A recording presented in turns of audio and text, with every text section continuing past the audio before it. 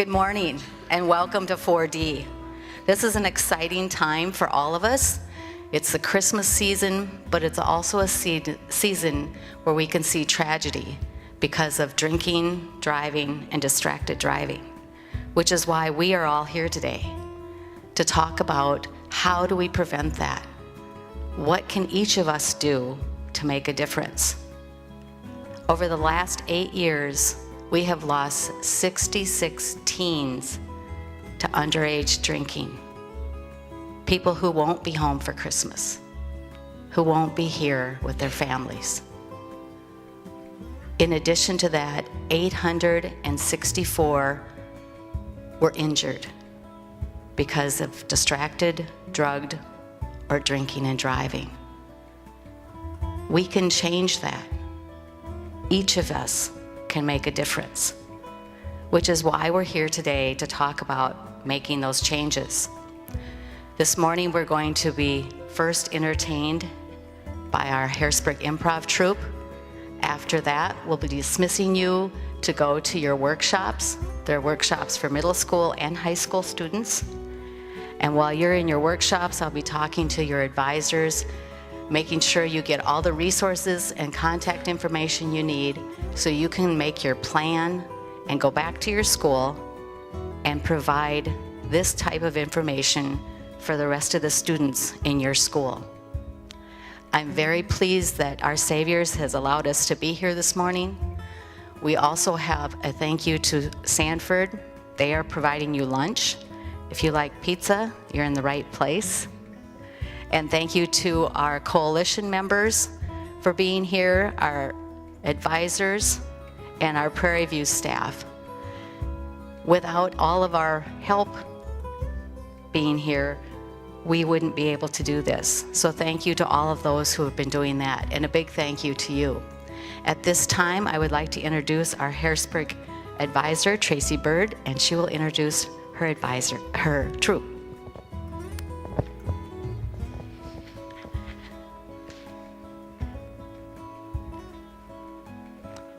Good morning, everyone. We're glad you're here.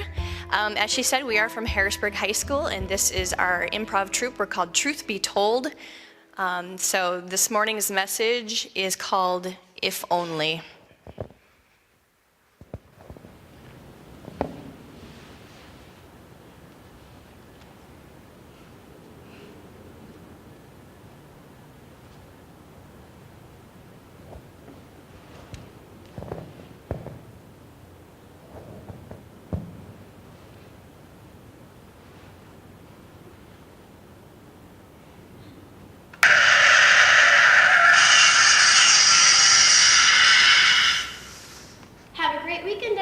Drive safely.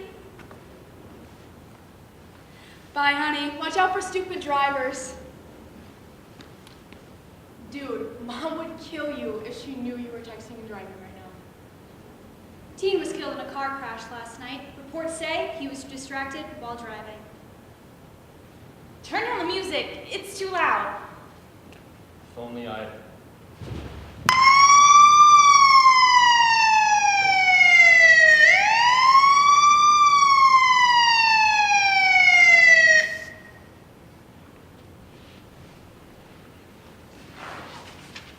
Okay, now here's the part of the scene where we process what you just saw, and this is the part where hopefully you learned something.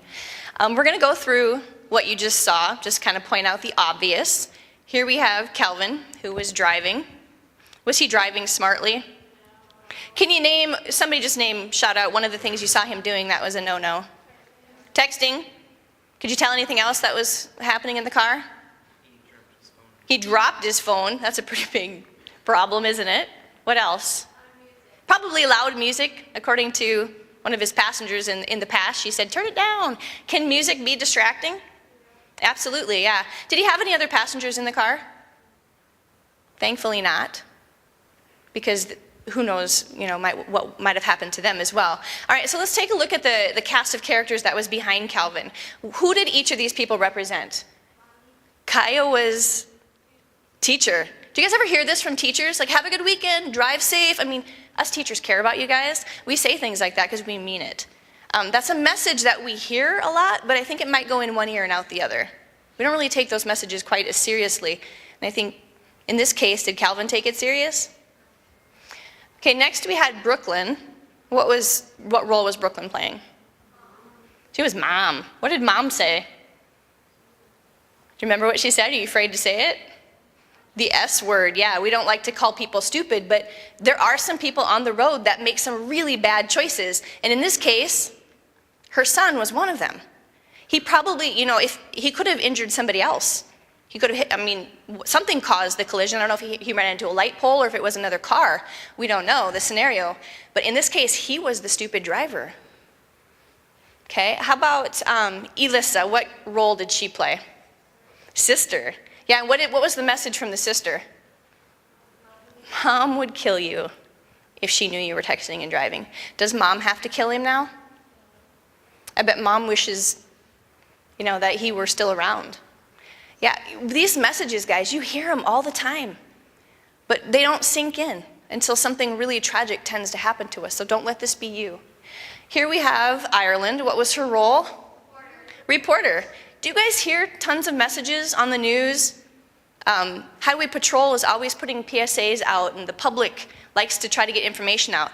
All of that information is for your benefit.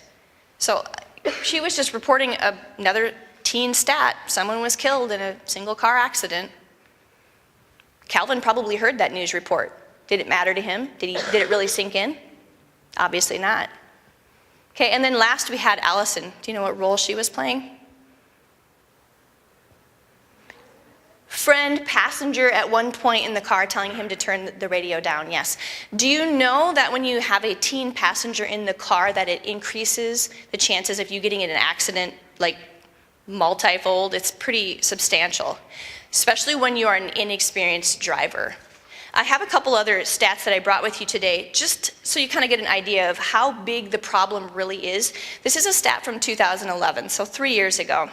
It said about 2,650 teens in the United States ages 16 to 19 were killed, and almost 292,000 were treated in emergency departments for injuries suffered in motor vehicle crashes. That means that 7 teens ages 16 to 19 died every day from a motor vehicle injury. That's pretty crazy. So the problem is big, guys. And you guys are the change. You guys can make the difference. So I'm going to ask you guys a couple questions too about some of the basic danger zones. There are roughly 8 areas that can cause you guys to get in a car accident. So what are some of the things? And you guys can chime in too, because I don't know if you guys know all these either. So I will start you off. The first one is simply driver inexperience. If you are not experienced behind the wheel, the chances of you getting in a car crash is really high. It's much more likely than someone who has been driving for a long time. Okay, so that's one of the danger zones. Can you name some other things that occur or might make you, a more dangerous driver? Drinking, intoxicated driving, absolutely, that's one. Probably that would play a role. Emotions can come into it. I'm going to put that one at, she said drinking is impaired driving, so you can be impaired with your emotions. Could you not? If you're really angry or you're crying, that can distract you as you're driving. Can you think of some more?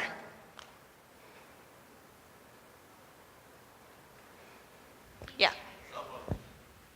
Cell phones, yep, absolutely. Texting and driving, and she said tired. Absolutely, drowsy driving is as dangerous as drinking and driving. So if you're tired, you shouldn't risk it. Passengers in the car, absolutely yep, that's in there. How about nighttime driving? That's a danger zone. It's hard enough driving in the daylight. It gets that much more difficult at night. Not using seatbelts, guys. Was that what you were going to say? That would be distracted driving, yep. Anything that distracts you. Putting makeup on is a pretty big distraction. Eating is a distraction. I think reckless driving is the only one that we haven't mentioned. Do any of you teens drive recklessly? No, I don't think so, but yeah, Really, we know you do. The chances of boys, teenage boys, is actually higher than girls because they tend to be a little bit more fearless behind the wheel. So, do you guys have anything to add? Let's interview our participants up here this morning and just let's get a feel. Like, when Calvin was saying, if only I'd, finish the sentence, if only I'd what? Listened. To what? All the warnings. All the warnings, all those messages. Which message do you think, maybe looking back on it, was the most profound or had the most impact that maybe could have made a difference? I think the one from Mom, because she's going to be the one who misses you the most. Yeah, family and loved ones. They care the most about you guys, so listen to their messages. They're not saying it just to be mean or to punish you. They're saying it because they care. Yeah. So, teacher, why? Like, why do you tell your kids to drive safe? Well, I would say it's because I care about my students. And from my personal experience, my teachers tell me every single day to buckle up and drive safely and all that stuff. Do you take them seriously?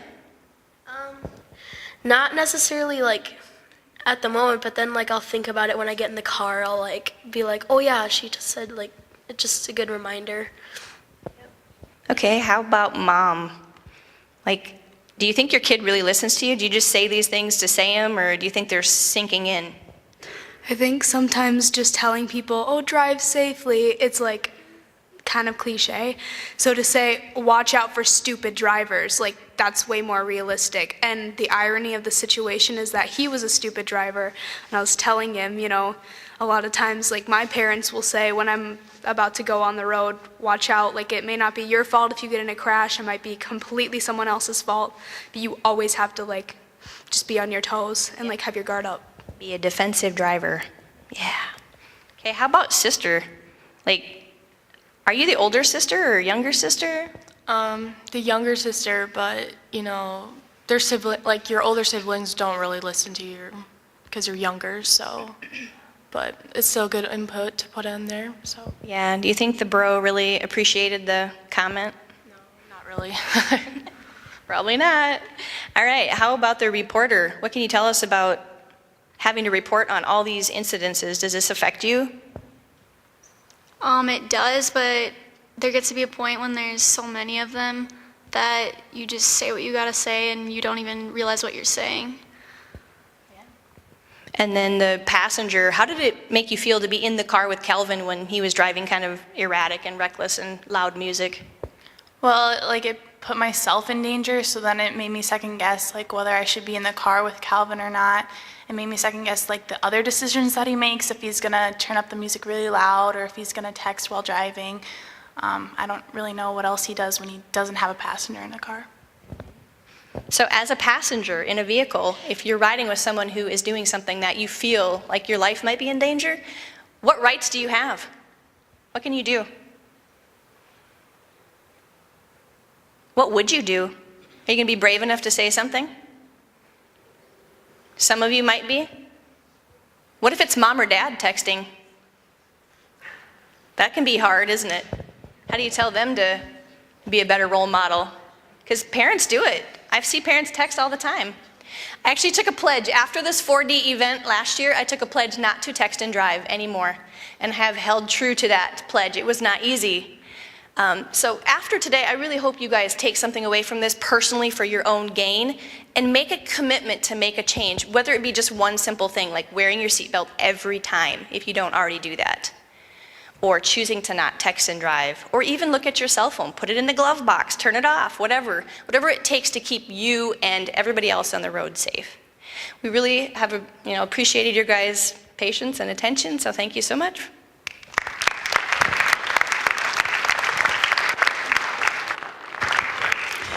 Thank you very much to the Harrisburg Improv Troupe. Very powerful message. We hear those messages every day. Be careful, stay safe. But it's taking it and making it ours, a commitment. That commitment we can make, each of us today, to not text, not drive distracted, and it's hard to do.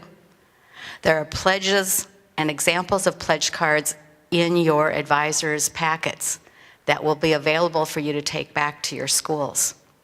At this time, we're going to dismiss to our groups for our workshops. Today is our annual 4D kickoff. We host it each December.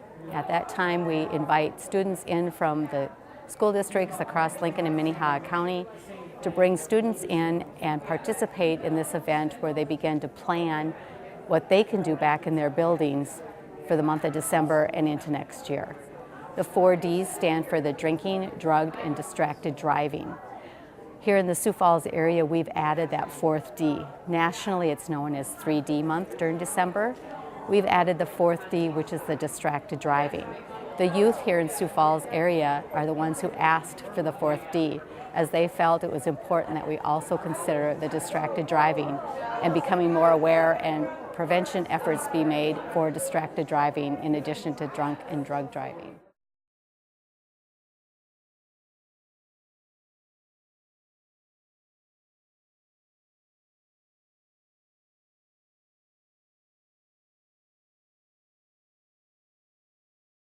The last set of goggles is meant to, and maybe we'll just do the day ones since the night ones might be a little too dangerous. 0.17 to 0.20. So this would be somebody that's really, really intoxicated, okay?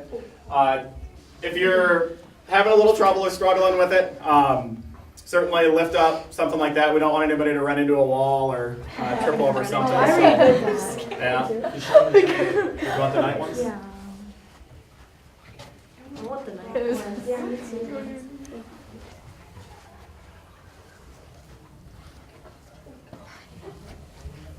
Got this figured out, apparently.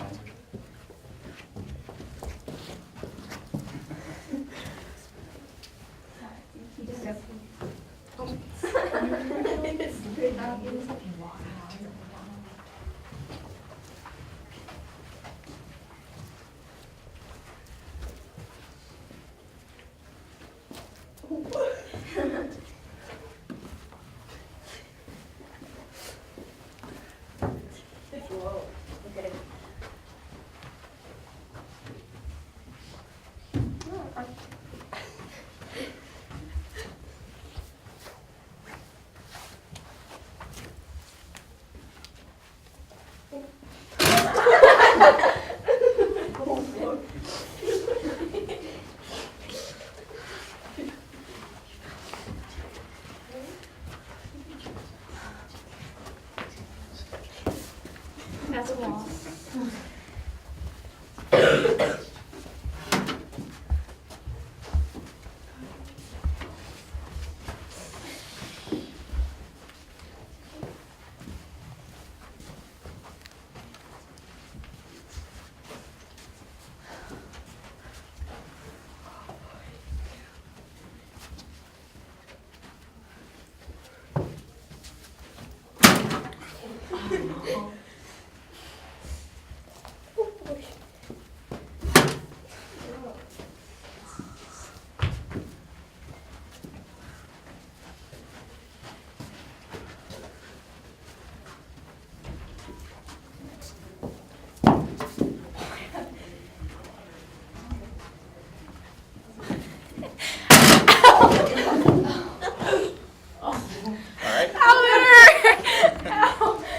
All right, so some of you guys did a little better than I thought you were going to do, but for the most part, everybody just that much more impaired.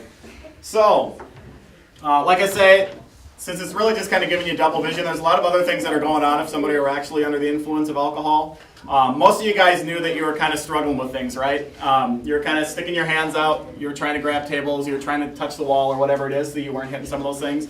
And some of that might be going on as well when you're under the influence, but for the most part, you knew things weren't right, right? If you're actually under the influence of alcohol, alcohol affects certain parts of your brain more than other parts of your brain. So obviously some of those parts of your brain that control balance, coordination, those parts are really affected.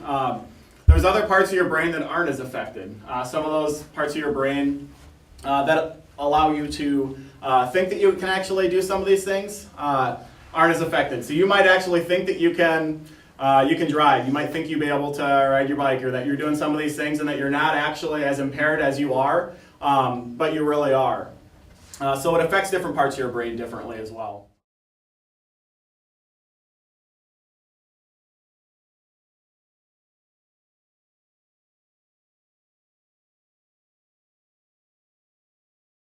On our driving simulators, we help educate you on the consequences of impaired and distracted driving.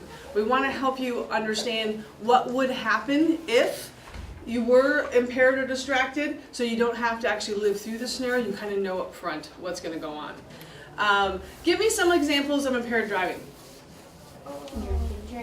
Drinking. Alcohol is a huge impairment. Give me another one. Sleepiness, drowsiness is huge. Like crying. Crying, yes, that's a distraction. Very good. Or that's really impaired. That's an impairment. Friends, that's a distraction. Give me some impaired. Texting while driving. That's a great distraction. Yeah? Yep. What? Drugs. Yeah, exactly. Exactly. Oh, that's what they have across the street. Let's see. They wouldn't stop. Hey, there's a cop. I know, right? This is not represented.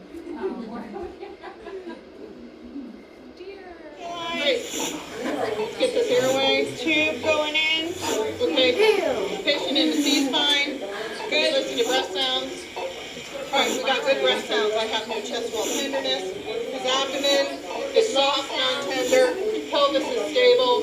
Checking the eyes. Fevers look okay, but I've got this really bad open deformity down here. Person needs to pull the catheter in, and let's get a chest x-ray, make sure that we don't have to breathe into the chest, okay? Young drivers are twice as likely to be involved in a drowsy driving condition as drivers 40 to 59. Oh, how did that jump up in front of you? I don't know.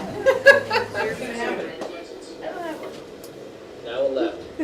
That's even more trouble. I smell an odor of alcoholic beverage coming from the interior of the vehicle. Do you mind putting your car in park and stepping out for me, please?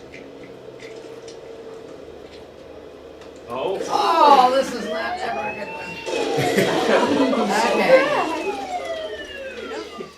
I feel like Should him. use him as an example. I like his song. I don't like him. All right, well, now what do you think? I have it to you. Oh, so that's the jail cell? Those are huge keys. I was gonna say, look at them keys. Kind of hard to duplicate, aren't they? Is that the jail cell? Yes. Oh, I thought they have the bars. No, depends on which jail you go to. Here you're getting arrested in Sacramento, California.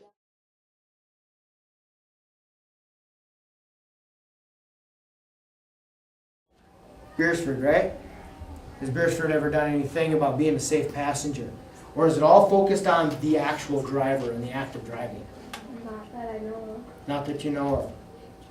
Well, I think that at least it should be considered. And it should be talked about with your team when you go up to team time. Because when we look at the percent of crashes that involved 2 or more teens in the vehicle, how many of those could have been prevented if the teen spoke up or one of the passengers spoke up and stopped that from ever happening? You know, maybe it's taking the keys away from that person. Maybe it's taking their phone away. Maybe it's making sure the driver is buckled up.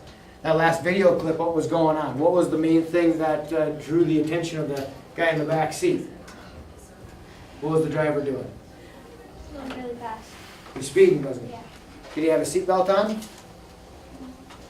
No. So there was a couple of things that that passenger could have talked about.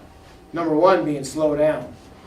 And I bring that up because when we look at teenage crashes in South Dakota, why do teens die so often in car crashes? What do you think? What's one of the factors of why teens die in car crashes at a higher rate than, say, adults?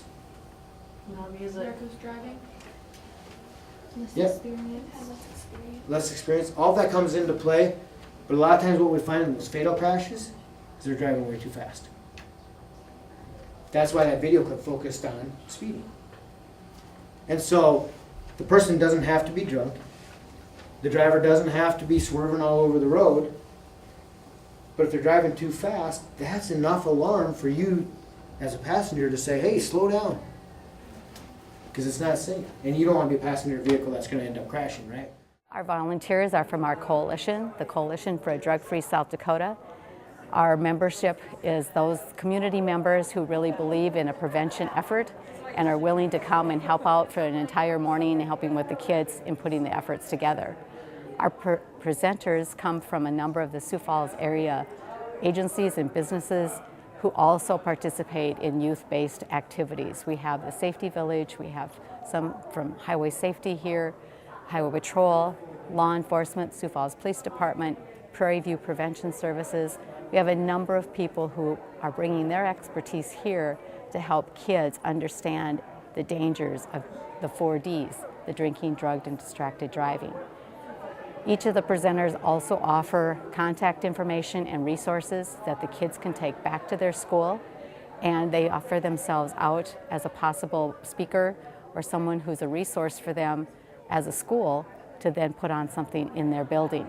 The goal really is for our kids to go through the process of hearing the information, then coming together as a group from each school building, planning their activities, and then being able to implement them with the help of our community and coalition members. Hello and welcome back. I hope you had the opportunity to learn some interesting facts, and it looks like many of you got some things to take with you back to your school. I'm excited to introduce our next speaker. He's someone I have worked with for a number of years, and he spoke at our town hall meeting this last spring. Many of the people there said, we'd like to hear him again. So we decided to ask Captain Alan Walsh from the South Dakota Highway Patrol to come back and talk with you. So please help me in welcoming Captain Walsh.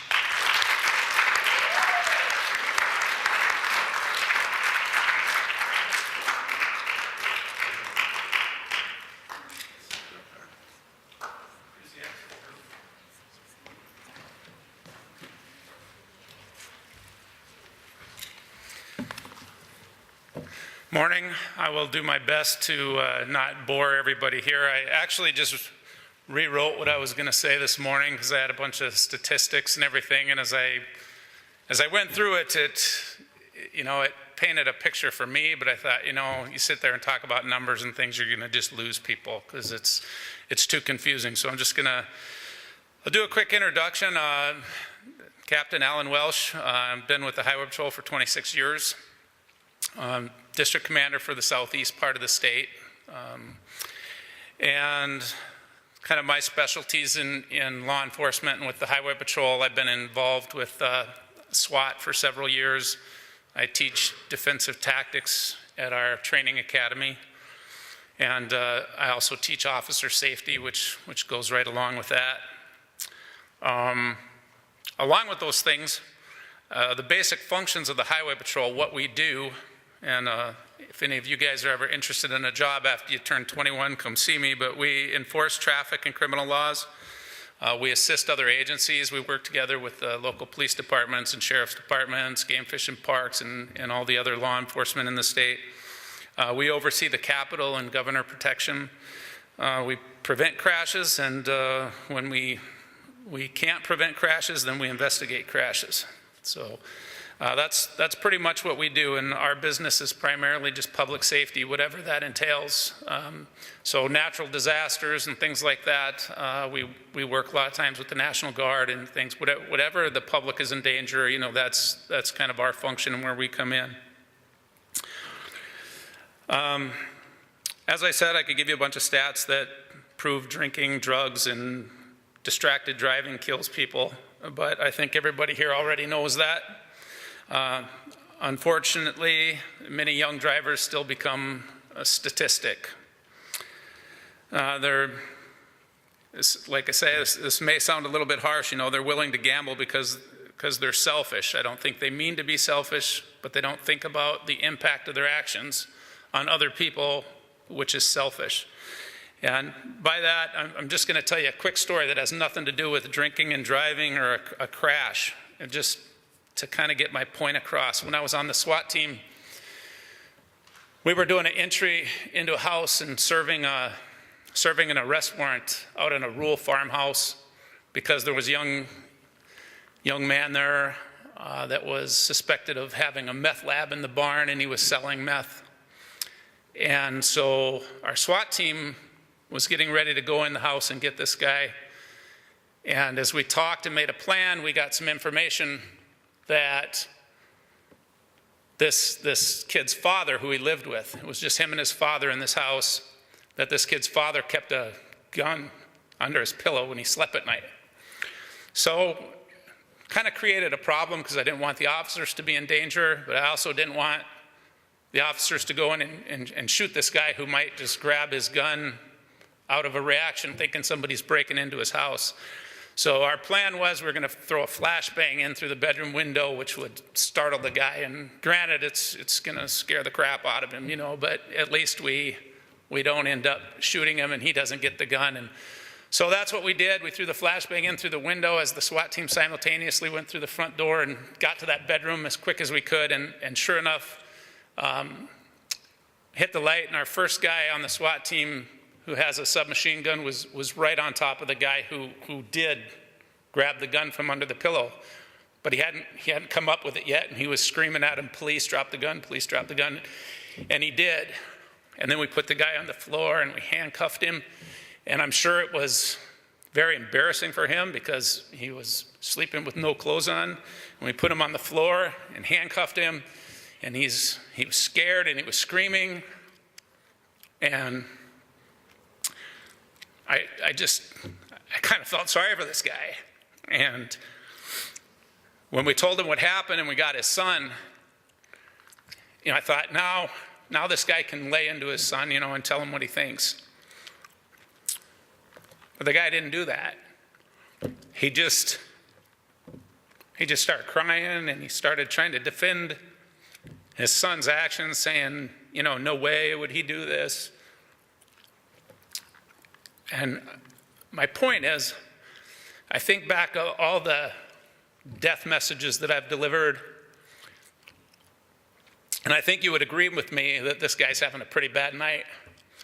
And yet, I think it would have been worse if I went to this guy's house, knocked on the door, and said, you know, I'm sorry, your son's been killed in a car crash. And that's kind of the point of my story. I don't think that this son really thought about the consequences. I think he thought, you know, yeah, I'm doing something illegal here, and I could go to jail, you know, and that's the risk I'm willing to take. But I don't think he ever thought, geez, a SWAT team may come into my house, wake my dad up and throw him on the floor, and maybe even shoot him, because it was very close to that happening. And thank God it didn't. But I don't think he thought about that when he was thinking about the consequences of making meth. And so I think that has a very similar parallel to when you go out and you make these choices.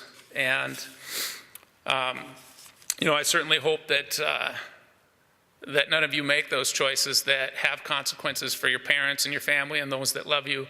Don't think about in terms of just yourself. You know, don't think, oh, I'm going to be fine, or I'm not going to get in a crash, because though that's a risk and that's a gamble, you're gambling a lot more than just your life. You know, parents, I assure you, regardless of how parents show it, they love their kids, and the number one priority is their kids. I say that as a parent, and you know, they want to see their kids happy and successful. And I'll tell you one other quick story here, but this is a true story that just happened, so I'm just going to share it. And I think it's another thing to think about when you talk about consequences. We just had a crash a couple months ago up near Brookings, and it was two young guys from North Dakota, best friends. Best friends their whole lives. These two guys are such good friends that they call each other's parents mom and dad. So they're drinking under the influence, and they crash, they roll over, and the driver lives, but the passenger gets killed. And we've seen that happen before, and it's a terrible thing. But then when you deal with it after the crash and you're dealing with the family, I mean, on one hand, I feel for these people. I mean, I have a daughter and I have a son, and I can't imagine if that happened. It's bad enough that that happens, but it was avoidable because it happened because he was drinking. And so he goes to jail, and the other kid is buried. And as the kid's parents come down and start pleading with the highway patrol to drop our charges, and we said, we can't do that. He committed a serious crime. Somewhat surprising, the passenger who was killed, his parents come down and they start pleading and begging us to, not charge this guy. Tell us, he's like our own son. And so I can't change the facts. And I don't know if you guys know this or not, but I can't. We can't just drop charges. The fact is, he drove drunk and he killed somebody. I don't care if that's your brother, your sister, your mom, your dad, or your best friend. If you do that, you're going to be charged. There is no I don't want to press charges. I think people that think that maybe watch too much television. If you commit a crime, you're going to be punished, and it's a difficult thing. But you don't have a choice. You can't kill somebody and then people say, I don't want to press charges. It doesn't work that way.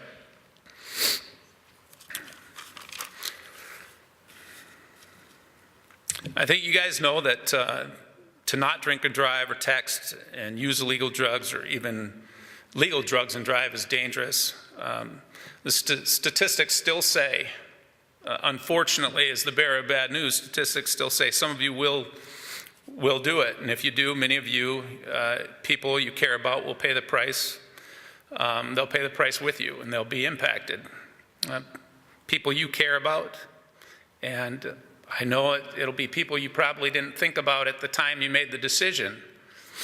And I say that thinking you guys are in the right place, and you're hearing a good message, not necessarily from me, but earlier from everybody, and learning something. So all I want to say is make smart choices and be an example to those that aren't here today. Because when I think about the statistics, the odds are that maybe you guys here today have an advantage, and maybe you won't be the ones that are the statistics because you're hearing a message and hopefully you'll act on it and do something about it. But there's a lot of people in your schools and your friends and relatives that are not hearing the message. So be an example and speak up, because I know my kids pretty well, and I really do trust that my kids won't drink and drive. I trust that they don't text and drive. I trust that they wear their seatbelt. But as good as they are, as proud as I am of them, I can't say that I don't worry that they won't get in the car with a drunk driver. I don't expect my kids to sit there and run sobriety tests on their friends before they get in the car. I just expect them to be smart. And if their friend's been drinking, to not put themselves in that. I would like to see them stop their friends from driving, but I guess if they can't do that, at least don't get in the car. And I know sometimes you think, well, that's my ride. That's my only way to get home. Well, then you better be calling somebody. Don't risk it. So I'm just going to close. I know you guys are hungry and ready to eat. And I guess my primary message for you that are here is to be an example and share your message with those that aren't here and don't know what you know. So be safe, and I appreciate your time, and enjoy your lunch. Thanks.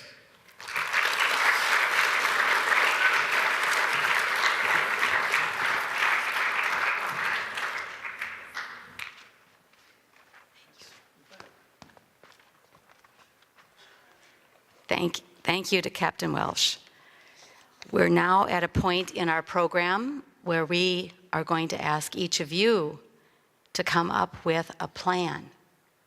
All morning, you've heard about consequences, making choices, and being a role model. How can you take these messages back to your school, back to your community? That's the challenge for each one of you as a group, to come up with a plan so you can deliver this message to your friends and community and school, wherever that might be. They come together, and as they're eating pizza, they get an opportunity to plan and put their action plan together. We keep a copy of the action plan, and a copy goes back to their home school. We keep that copy to help them stay on task. If they have problems getting a speaker, doing some of their activities, we're there to be called upon, and we call upon them to make sure that they're implementing their plan. So it's a partnership that helps them get their work done, but also has us helping them out.